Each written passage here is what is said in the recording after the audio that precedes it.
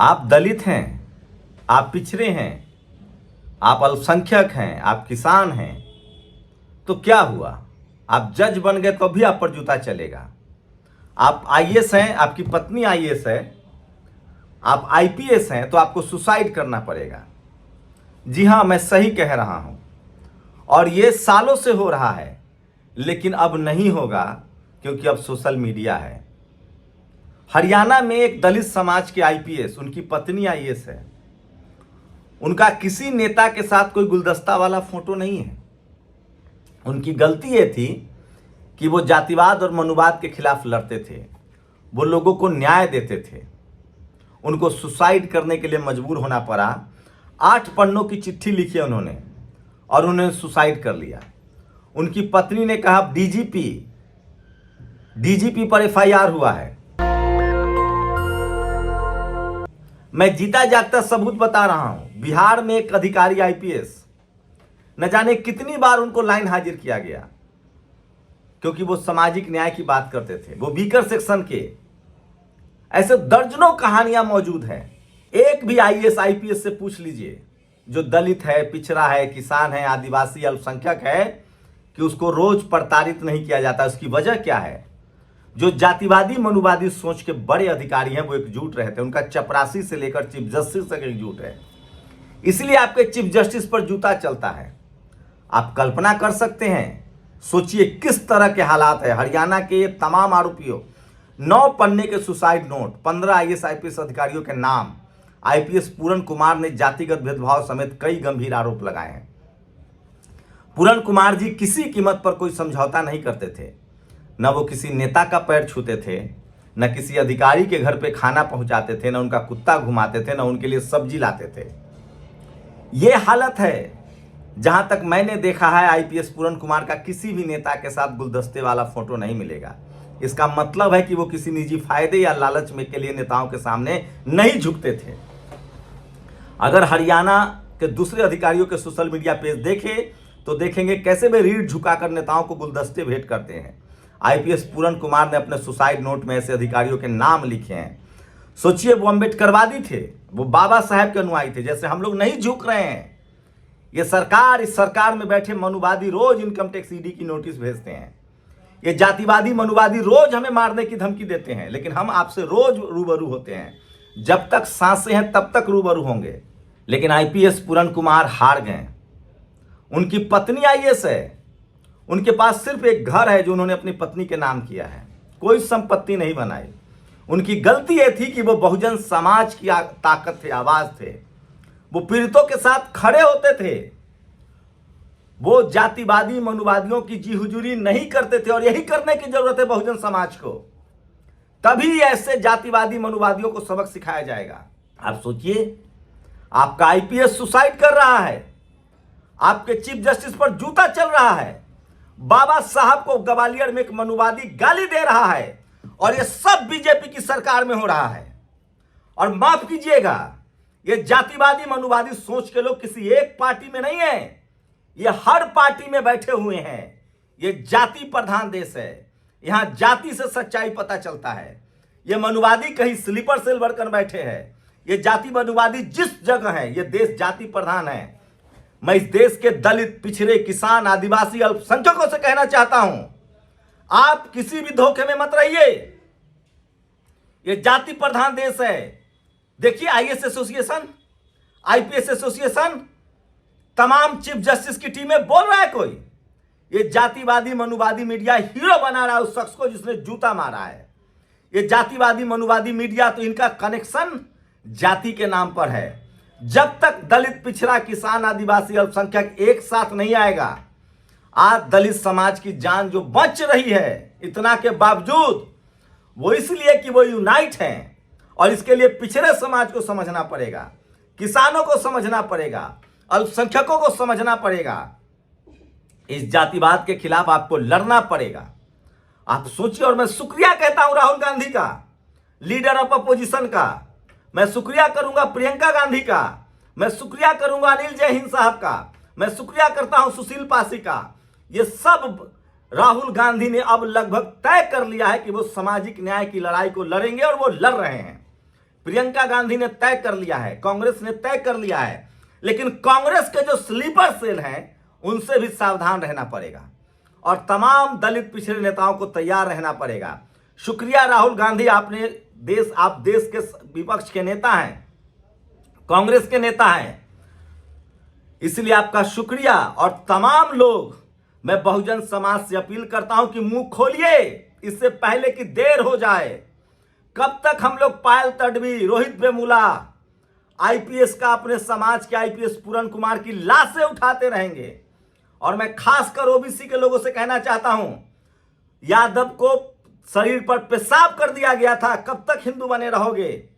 एक कुर्मी वर्मा को किस तरह से यूपी की सरकार ने, एक सवर्ण अधिकारी ने उसको फंसाया था, कैसे एक बीजेपी के कुर्मी विधायक को थप्पड़ मारा गया यूपी में, ये सब भूल जाइएगा। आपका जातिवाद पीछा नहीं छोड़ेगा। जिनको शूद्र और अछूत बनाया गया, जिनको बाबा साहब ने संविधान में SC ST OBC कहा है, आप सबकी बारी आएगी, बारी बारी से आपकी बारी आएगी, क्योंकि जाति है वो जाति नहीं है। ये जो जातिवादी मनुवादी लोग हैं ये सिर्फ आपका इस्तेमाल करते हैं। अरे उमा भारती के नहीं हुए, विनय कटियार के नहीं हुए, बंगारू लक्ष्मण दलित थे उनका नहीं हुआ, ये RSS आपका हो जाएगा। ये सब बीजेपी शासित राज्यों में क्यों हो रहा है? आप सोचिए, जब से बीजेपी आई है जातिवादी मनुवादी को लगता है कि हमारी सरकार है। बाबा साहब जब लड़ रहे थे, पेरियार जब लड़ रहे थे, फूले साहब लड़ रहे थे तो अंग्रेज सत्ता में थे। जब कबीर लड़ रहे थे, रविदास लड़ रहे थे तो मुगल सत्ता में थे। जब बुद्ध बराबरी की लड़ाई लड़ रहे थे तब उनका राज था। लेकिन आज जातिवादी, मनुवादी, ब्राह्मणवादी गुंडे सत्ता में बैठे हुए हैं और चपरासी से लेकर चीफ जस्टिस तक ये जो संघी बैठे हुए थे, इनको अब लग गया है कि अब हमारी सरकार है, हम कुछ भी कर सकते हैं। और इसीलिए रोहित वेमुला मारा जा रहा है। कौन चिट्ठी लिख रहा था रोहित वेमुला के खिलाफ? देश की शिक्षा मंत्री कौन थी? स्मृति ईरानी। कौन था? बंडारू दत्तात्रेय। मैं फिर कह रहा हूं, बीजेपी का जातिवाद और मनुवाद से सीधा कनेक्शन है, RSS का जातिवाद और मनुवाद से सीधा कनेक्शन है। अजीत भारती को कौन बचा रहा है? ये सवर्णों बनाम पिछड़ों की लड़ाई नहीं है, ये जातिवाद बनाम मनुवाद की लड़ाई है। मैं फिर कह रहा हूं, ये है 6 लोग। सोचिए, अनुराग रस्तोगी मुख्य सचिव, शत्रुजीत कपूर DGP, कैसे लड़ेगा कोई IPS? अरे कोई मुख्यमंत्री नहीं लड़ सकता इन गुंडों से। सोचिए, सेक्रेटरी, DGP, सचिव TVS प्रसाद, संजीव अरोड़ा, मनोज यादव, PK अग्रवाल, संदीप खिरवार, अमिताभ ढिल्लो, संजय कुमार, कला रामचंद्रन, माटा रवि रवन, शिवास कविराज, पंकज जैन, कुलविंदर सिंह, जो भी दलित पिछड़ा है, अगर तुम आज मनुवाद के साथ इसलिए चिपक के बैठे हो कि तुम्हारा भला हो जाएगा, तो भूल जाओ, कल तुम्हारी भी बारी आएगी। हो सकता है मेरी बारी पहले आए, तुम्हारी भी बारी आएगी। और सबसे बड़ी बात, इस देश के पिछड़ों, अति पिछड़ों, किसानों, अल्पसंख्यकों को सोचना होगा कि इस देश में आदिवासी और दलितों के साथ आपको खड़ा होना पड़ेगा, क्योंकि जब महीन जातिवाद होता है तो आपके बच्चे भी चपेट में आते हैं। जब इंटरव्यू होता है IAS IPS का, जब इंटरव्यू होता है ब्यूरोक्रेसी जुडिशियरी का, मीडिया का, तो वो ये नहीं देखता है कि ये कुर्मी है, यादव है, कुशवाहा है, इसको छोड़ दो। वो देखता है कि ये OBC है, इसको बाहर करो, ये SC है, इसको बाहर करो, ये ST है, इसको बाहर करो। अब तो किसानों को बाहर किया जा रहा है, अल्पसंख्यकों को बाहर किया जा रहा है। कब तक लाशें उठाएंगे हम लोग? बहुजन समाज के नेताओं को एकजुट होना पड़ेगा, एक साथ आना पड़ेगा। जब एक दलित चीफ जस्टिस सुरक्षित नहीं है, जब एक दलित IPS सुरक्षित नहीं है, जिनकी पत्नी IAS है, टीना डाबी के टॉप करने पर ये जातिवादी क्या क्या नहीं बोलते हैं। मैं माफी चाहता हूं इस देश के तमाम दलित समाज से और आदिवासी समाज से। मैं पिछड़े समाज में पैदा हुआ, लेकिन हमारा पिछड़ा समाज भूल गया है शिवाजी महाराज को, आरक्षण के कंसेप्ट देने वाले साहू जी महाराज को भूल गया है। हमारा पिछड़ा समाज फूले को भूल गया है। हमारा पिछड़ा समाज जननायक कर्पूरी ठाकुर को भूल गया है, जगदेव बाबू को भूल गया है। हमारा पिछड़ा समाज पेरियार को भूल गया है। सब पिछड़े समाज से में पैदा हुए थे, और इन्होंने बड़ी लड़ाई लड़ी है। बुद्ध पिछड़े समाज में पैदा हुए थे, आज के हिसाब से उन्होंने बड़ी लड़ाई लड़ी है। हम सब पिछड़े समाज की जिम्मेदारी है कि जो पीड़ित है उसके साथ खड़ा रहा जाए, और जो जातिवादी है, मनुवादी है, हमारा इतिहास है। रामस्वरूप वर्मा, साहू जी महाराज, गायकवाड़, चाहे हमारा मराठा हो, पटेल हो, गुर्जर हो, जाट हो, किरोड़ी सिंह बैंसला, सर छोटू राम, इन सब ने न्याय की लड़ाई लड़ी है। आप सोचिए, दलित पिछड़ा है, लालू यादव को जेल जाना पड़ा, हेमंत सोरेन को जेल जाना पड़ा, मायावती जी के खिलाफ रोज जांचें होती है। मैं फिर कह रहा हूं, तमाम दलित, पिछड़े, किसान, आदिवासी, अल्पसंख्यकों को एकजुट होना पड़ेगा, और सबसे जो जाति के नाम पर पीड़ित है दलित समाज के लोग, उनके साथ खड़ा होना पड़ेगा।